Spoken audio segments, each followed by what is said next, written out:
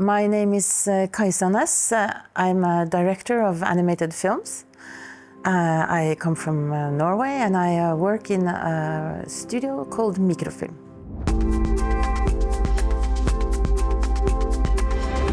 I know that a lot of people kind of tend to have this story that they started to make films when they were super young and they loved the cartoons. And when I was a child, of course, I loved cartoons. I loved going to the movies. I grew up in a family that was very into art and movies and theater. This was always a big part of my life. But to be honest, I didn't really kind of think that I'm going to be an animator when I was 12 years old. I got into animation maybe in the middle of my 20s. So when I started animation school when I was 25.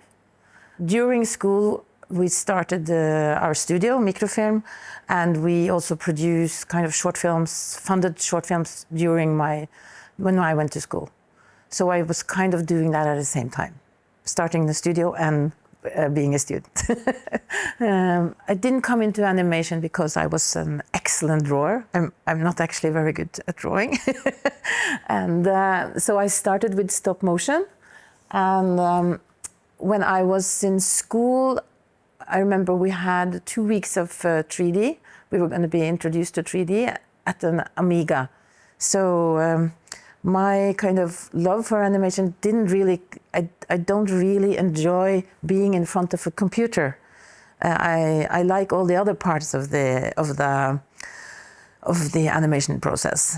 Drawing or even with stop motion, it was building and, making the sets and the puppets and animating for hours. I really, really enjoyed working in front of the camera, where you were building your sets in front of the camera, which is completely different than doing it in the computer. When we work with 2D, it's a different storytelling than 3D because of the restraint of the technique. You cannot make, a lot of camera moves, or a car chase is difficult. You have to be clever, a little bit like working with stop motion how to solve these scenes. I think also it's a difference between 2D animators and 3D animators. 2D animators usually come from an art background. They are very, very sensible, and they have this kind of ability to show emotions, which is very different than 3D, I think. A lot of 3D animators come maybe from a technical interest, and that's how when they started. And I think that's different.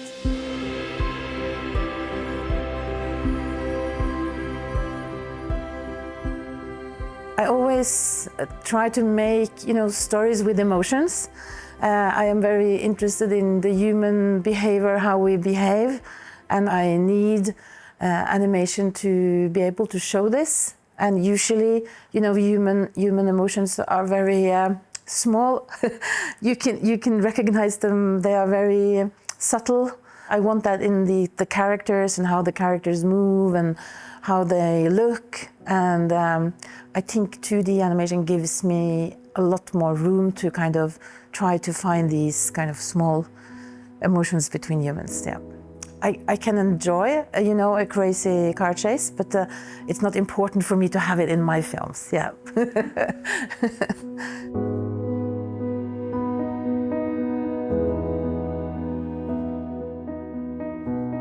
During animation school, I discovered also animated documentaries. It was a merge of, my earlier love for documentary films and then also animation. And for me, this was a very strong moment in my career. And I also understood that I can find my stories and what I want to say in the real world, even if I'm doing animation. And I always enjoy this mix of reality and kind of this very controlled artistic medium, animation, which I think is my way of interpreting these kind of small subjects that I enjoy, and I give them a meaning, and I try to kind of point people to these small feelings in the real subject. Usually I find my inspiration in the real world. And I find it in discovering, subjects or themes or history, forgotten history, or I enjoy stories that, if you can find, reality that is also kind of surreal and kind of very true of who we are, who as people, as humans, what we do, how we behave, how we act. And usually, if it's possible to mix, the real world with animation, I think that's a very, very good way of telling a story. And what I think you can do with the animated documentaries is that you can grasp these kind of very, very small moments, and you can emphasize them, and you can kind of put light on them. But it is also, I think also you have to be aware when you make animated documentaries. You have immense power. Everything is kind of manipulated also. So you really have to be careful. Yeah. You have to love people, I think.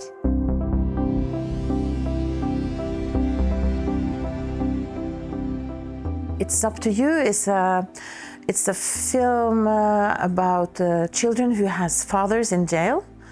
And they are just talking about how it is to have a father in jail. And the reason why I wanted to make this film is because I found that these kids are never really heard. And a friend of mine, she worked as a volunteer, taking these kids to prison to be able to meet their father.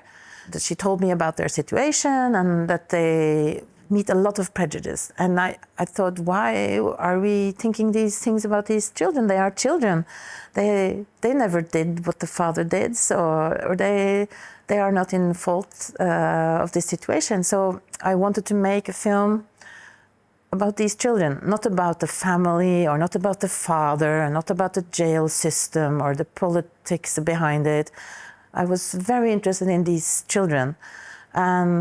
Of course, in this film, they wanted to be anonymous, so we interviewed them, and it was very, very important for me to show these kids as children, as normal children, and not, like the children we imagine that have a father in jail. Our prejudices are very big. We are very simple people. So it was important for me to do that, to show them as cute and normal children. I think that we can kind of, by controlling their kind of environment with animation, we can actually emphasize on the things they say, and they are saying, normal, cute things like the bad thing is not that my father is in jail, but it's the other fathers who are not in jail. That's the problem. And they say things like this, and you can kind of put a lot of these, show emotions in these, when you take out these little sentences.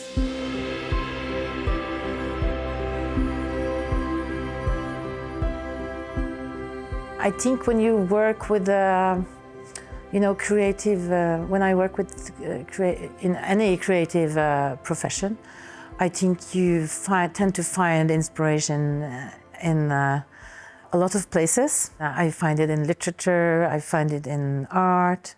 I watch a lot of live action films, not only animation. And I also tend to maybe find my best ideas if I'm on the bus, or I never find them sitting down and thinking, now I should create something new. I think that you just have to be open and never stop looking for inspiration, or never stop exploring the world. I think that's where the inspiration comes from. For instance, my new project, I wanted to make a children's film now, a feature film, animated feature film for children.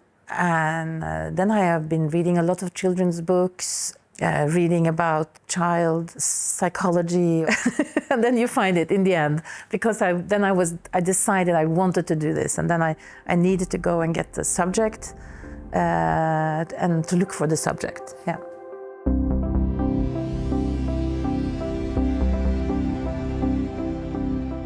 When I started animation, it was more like a kind of, we were very young and we were just gonna show them and we were gonna do, that's how it is to be young, you know, you are in opposition and you said, we're gonna make this and we're not gonna do it like he did or she did and we're gonna be much better, blah, blah, blah. I think I still have this. I tend to be strict on what I want to do. I don't want to do, you know, anything. I want to make the films that I am making. And I think young people should do that. And they should also make new films that are fresh and, you know, cool and that can surprise me, who are now 55. I think they should. I hope they will.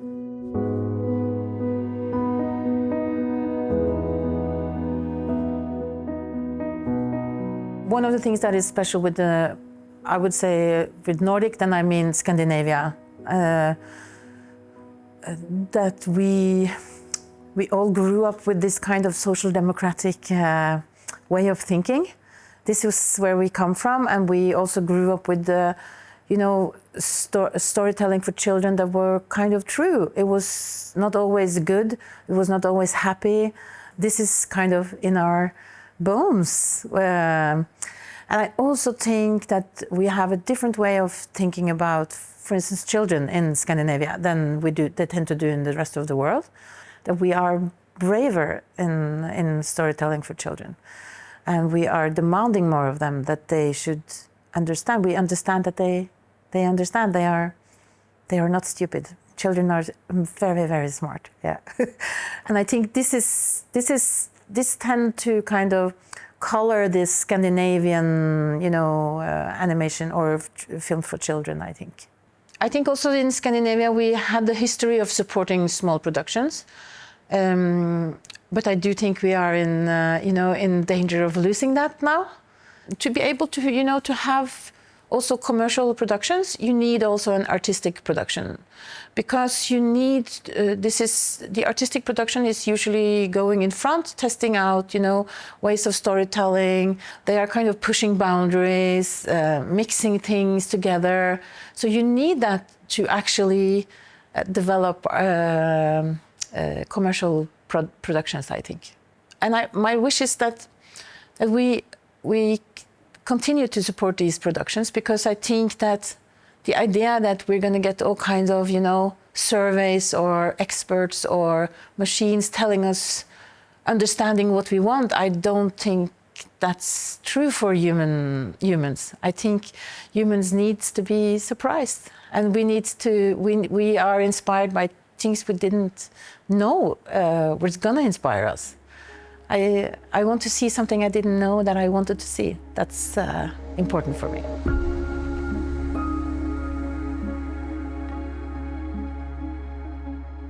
If you look at all my films, they tend to be about the need to be loved or to be understood, or yeah, I think that's underneath all of these films. We have this little the theme in my characters. I think when I become older now, I understand that my team is actually coming from myself. This is also about, you know, accepting, like we talked about, accepting who you are or where you're coming from. And I definitely think that this is coming from my own kind of life experience. It's a part of my fight to be, I don't know, recognized. Could be, yeah. You know, the persons need to be loved. I think it's,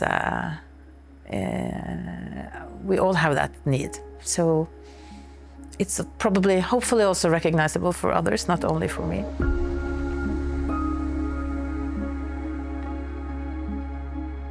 You are always making a film hoping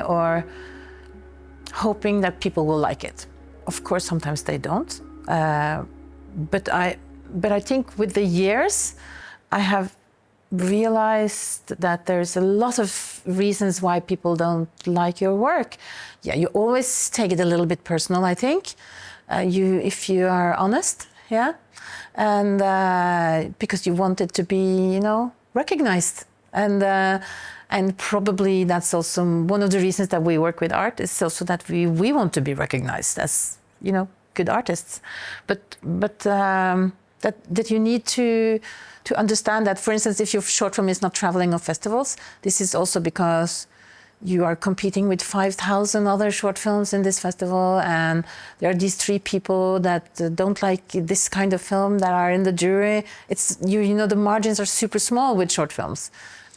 And of course, with feature films, you get, you know, critiques in the newspapers and on the radio. And I think that could be, of course, more difficult, yeah. For Titina, we have gotten a lot of very good critiques, and I'm very happy with how it was received. And relieved, I will say, I have to admit, because of course you are super scared that you have worked with this film for many, many years and nobody's gonna like it. But then again, one of the other success criteria, like we talked about, is that you sell tickets. And in Norway, it didn't sell enough tickets. So what does that mean then? Good critiques, not too many tickets, but still it can't really change how you work, or you cannot make your films to get good critique. You have to make the films you do, and then hopefully people will like it. That's, I think that's, yeah. I don't think I can make films to get good critiques. I think that would probably be a bad film. You have to be true to what you believe in, and you have to be clear in what you believe in. Keep your style, don't lose it. Don't try to make somebody else's work. I think that's, yeah, and believe that you can do it. You're stronger. You need to be your strongest supporter, yourself. Nobody else will do that.